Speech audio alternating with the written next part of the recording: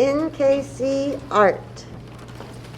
Make your Georgia O'Keeffe close-up flower. You can choose from one of these type of flowers, or you can do your own.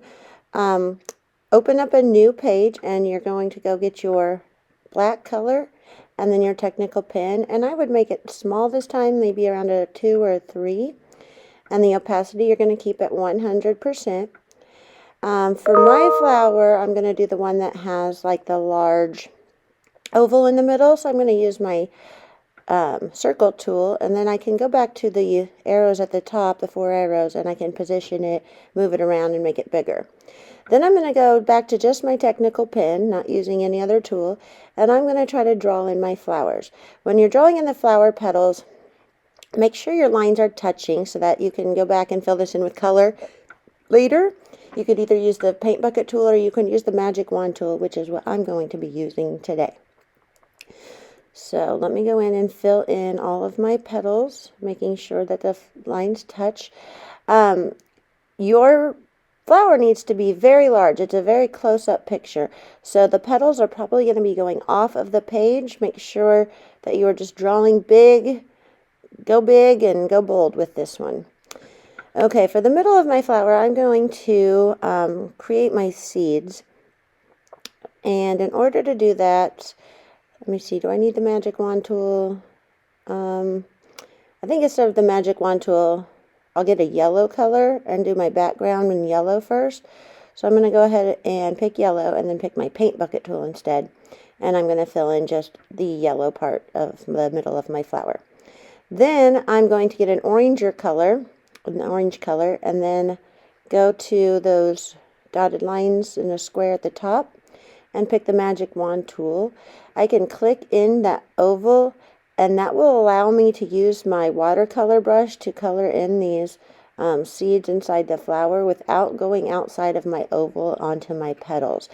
So that magic wand tool helps just select this one area where you can fill in color without ruining or getting on the rest of your picture. So I'm going to go ahead and use my watercolor brush to fill in like these orange seeds. And then I'm going to also use this magic wand tool on my petals. Now I'm going to choose the tool, click in the petal I want to do, and then I'm going to use 2 colors for my petals. The lighter color goes kind of on the edges, and then I'm going to use a darker blue nearest the seed where like shadows would be, and a little bit up on the edge, and kind of just fill it in that way.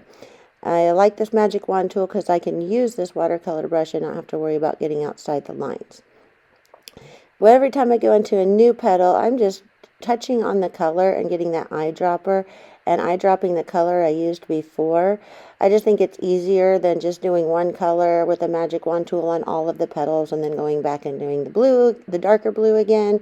Whatever you want to do, it's just fine. You could also just use the paint bucket tool and make it solid colors if you'd prefer to do that.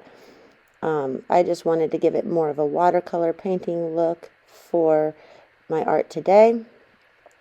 So again, I'm just using the magic wand tool and the watercolor brush and 2 different colors of blue.